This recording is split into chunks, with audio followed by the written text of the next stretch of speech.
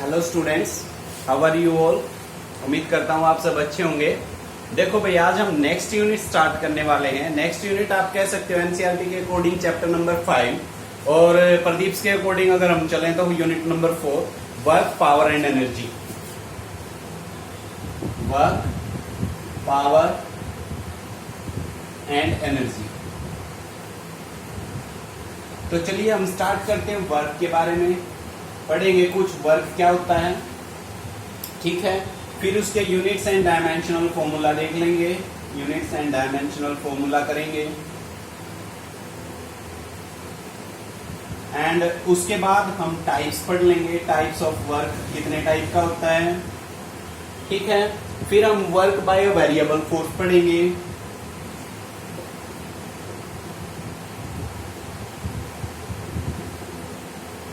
और एक न्यूमेरिकल करेंगे इसमें। तो इस वीडियो में हम ये काम करने वाले हैं। तो मैंने टॉपिक्स आपको पहले बता दिए। वर्क पढ़ेंगे, units, dimensions, types of work and work by a variable force and last one is numerical, जो कि इस पे पूछा जाता है। देखो भाई, वर्क क्या होता है, हम कब कहेंगे कि काम हुआ है। तो आप ये डेफिनेशन लिख लीजिए।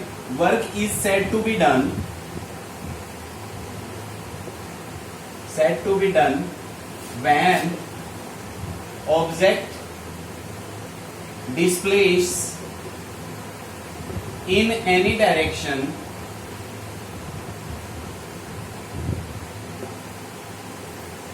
when work is said to be done when object displaces in any direction of force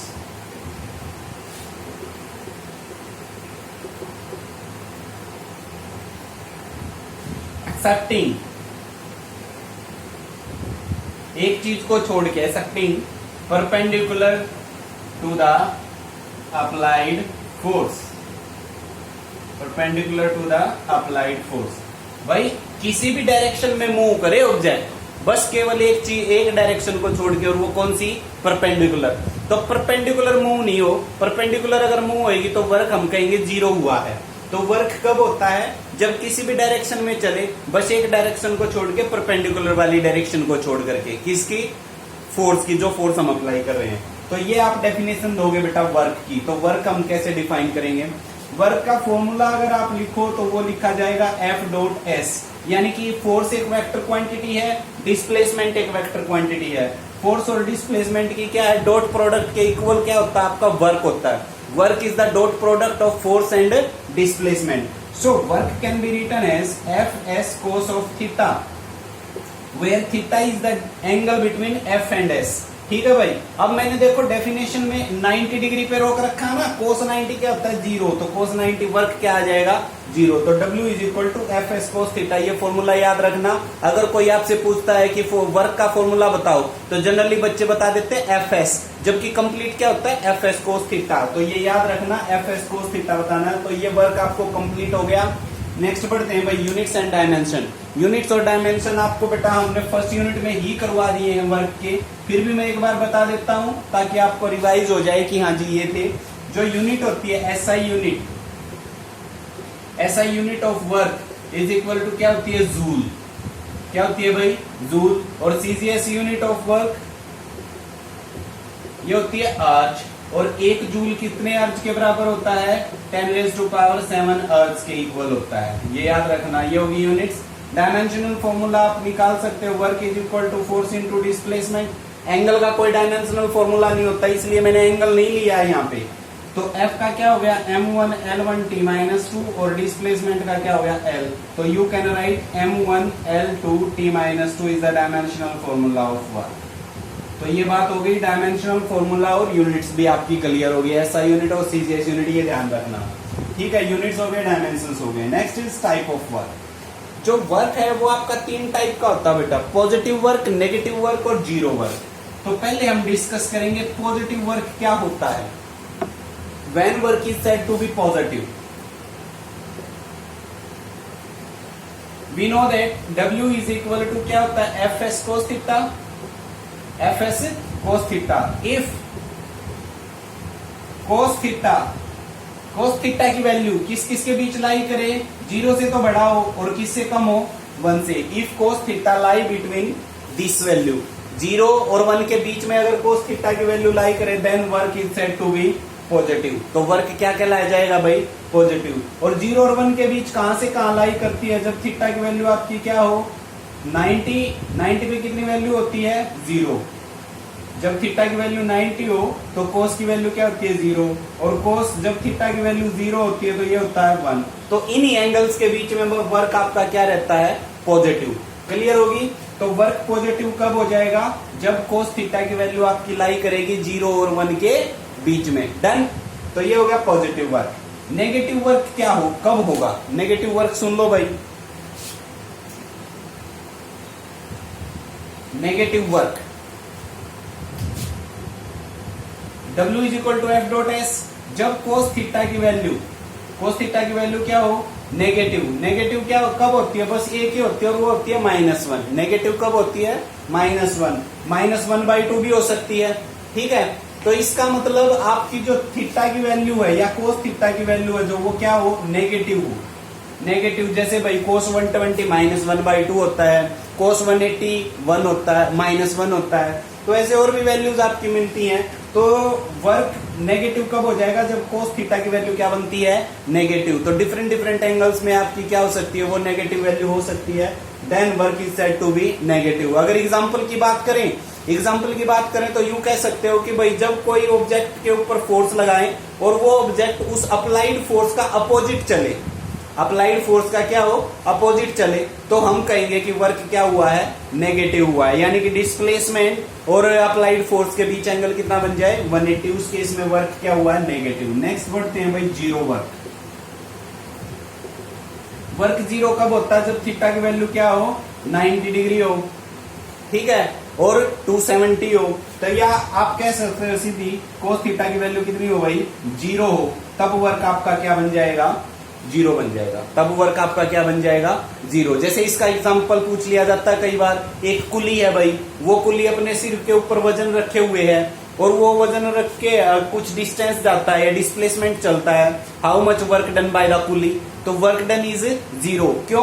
क्योंकि अप्लाइड फोर्स नीचे की तरफ है और वो डिस्प्लेसमेंट अप्लाइड फोर्स नीचे की तरफ है। भाई कुली के सिर पे रखा तो अप्लाइड फोर्स नीचे और वो डिस्प्लेसमेंट हो रहा है हॉरिजॉन्टली। दोनों के बीच एंगल कितना हो गया? 90। कोस 90 क्या हो गया? 0। क्लियर होगी? तो work is said to be 0 in that case. तो टाइप ऑफ वर्क समझ में आ गए। पॉजिटिव कब होगा, नेगेटिव कब होगा और 0 कब बन रहा है भाई हमारा वर्क। नेक्स्ट पॉइंट पे बढ़ते हैं। Work done by a variable force. अब वेरिएबल फोर्स का मतलब क्या होता है कि भाई मैं जैसे इसके बोर्ड के ऊपर फोर्स लगाऊं, पहले 5 न्यूटन लगाया, फिर 15, 20, 25, 30, 40 और मेरा फोर्स है जो वो क्या हो रहा है? चेंज हो रहा है। फोर्स चेंज हो रहा है तो इसका मतलब जो वर्क है, फॉर एग्जांपल मैं यहाँ पे एक ग्राफ ड्रॉ करता हूं एक्स और एफ। एक्स आपका डिस्प्लेसमेंट है और ये फोर्स हो गया। इसके बीच में मान लिया कोई ग्राफ ए भी बन रहा है, तो यहां से एक परपेंडिकुलर लाइन डाल ली सी और डी पॉइंट्स पे आ गई। तो आपका सीधी बात मैं करता हूं तो वर्क है जो वो integral of F dot D X हो जाएगा area A B C D. या मैं सीधी कहूं work is equal to area under the curve.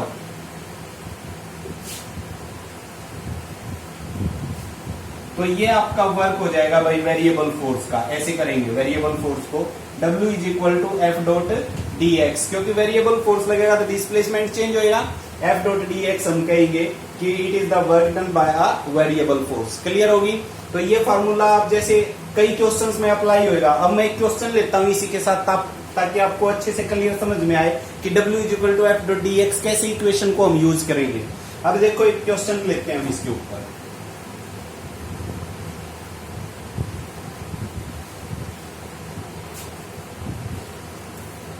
चलिए देखो एक क्वेश्चन लिखते हैं भाई।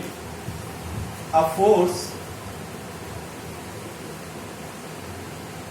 F is equal to 10 plus 0.50x act on a particle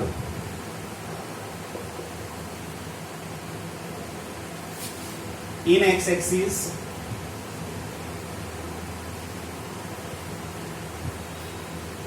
where F is in Newton and X is in meter.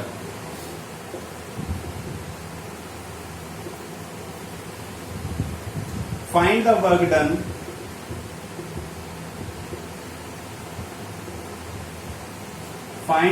done by this force. Find the work done by this force during displacement from x is equal to 0 to x is equal to 2 meter. x is equal to 0 to x is equal to 2 metre. देखो भाई इस तरीके के question पूछे जाते हैं। इस जो अभी equation w is equal to integral of f dot dx लिखा था, तो अब देखो इसमें वही इक्वेशन लिखो एक बार।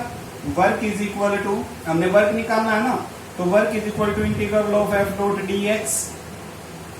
क्लियर होगी। अब देखो लिमिट भी मिल गई हमें इंटीग्रेशन की 0 से 2, लिमिट मिल गई 0 से 2। अब है ना कई बच्चों को ये लिमिट समझ में नहीं आई कि लिमिट क्या होती है। ये लिमिट भाई, लिमिट अगर आपको देखनी है तो एक मैंने वीडियो बना रखी है आपकी डिफरेंशिएशन और इंटीग्रेशन के ऊपर। डिफरेंशिएशन और इंटीग्रेशन मेरे चैनल पे जाइए और वो डिफरेंशिएशन और इंटीग्रेशन आप हेडिंग डाल करके उस वीडियो को सर्च कर सकते हैं। वहां पे मैंने आपको बता रखा है इंटीग्रेशन 2 टाइप्स का होता है, डेफिनेट, इनडेफिनेट, और वहां पे आपको लिमिट्स की प्रॉब्लम समझ में आएंगी। तो w is equal to f dot dx, तो w is equal to integral of 0 से 2, f की वैल्यू रखो ये रही f 10 plus 0.50 x into dx। अब इसका इंटीग्रेशन करना है। अब वो जो वीडियो अगर आप किसी बच्चे ने देख रखी है तो वो बिल्कुल इजीली समझ सकता है इस क्वेश्चन को। तो अब बेटा कॉम्प्लिकेट होता तो चला ही जाएगा, फिजिक्स कॉम्प्लिकेट होता चला जाएगा। तो जो क्वेश्चंस या जो वीडियोस आप पीछे करते हो ना, तो उनको दिमाग में रखो और रिवाइज भी करते रहा करो। जब भी आपको टाइम लगे तो रिवाइज कर लेना चाहिए पीछे वाला पोर्शन, क्या दिक्कत है। चलो भाई अब इस इक्वेशन का इंटीग्रेशन करते हैं। देखो w is equal to integral 0 से 2 10 ऑफ dx अलग से लिख लो, प्लस इंटीग्रल 0 से 2 0.50 x dx, ऐसे लिख लिया। सो w इज इक्वल टू 10 तो बाहर आ गया, इंटीग्रेशन आपका क्या रह गया 10x रह गया, dx का x हो गया। लिमिट्स ऑपरेट करनी है 0 से 2 प्लस 0.50 अलग से, इसका इंटीग्रेशन क्या होगा भाई x स्क्वायर बाय 2। x का इंटीग्रेशन क्या होता है, जो पावर होती है पावर में एक ऐड कर दिया और ऐड हुई पावर से ही हमें क्या करना होता है, डिवाइड करना होता है। ठीक है, ओके। अब लिमिट्स ऑपरेट करनी है 0 से 2। इसमें देखो 10 इंटू एक्स की जगह 2 रख दिया तो 10 दूनी 20, फिर 0 रखा तो 0 ही रह गया, तो 20 रह गया, 20 में से 0 गया 20 ही बचा, प्लस 0.50। पहले अपर लिमिट ऑपरेट की, 2 का स्क्वायर 4, 4/2, 4/2 का मतलब 2, माइनस 0 ऑपरेट करोगे तो 0। ये क्या बचा भाई अब यहाँ पे 20 प्लस 1 हो गया ना, तो 20 plus 1 that is equal to 21 joule is your answer. तो इस तरीके के क्वेश्चंस आपने इसके ऊपर work done by variable force के ऊपर हमने करने होते हैं। ठीक है बेटा, तो आज इस वीडियो में इतना ही करते हैं। नेक्स्ट जो वर्क पावर एनर्जी के नेक्स्ट टॉपिक्स हम नेक्स्ट वीडियो में करेंगे। तो स्टार्ट से आप अटेंड करो क्लास को और स्टार्ट से ही आप नोटबुक में इसको नोट करते रहो, और बेटा टाइम टू टाइम है ना अपनी नोटबुक चेकिंग के लिए भी भेजें। Thank you, have a nice day.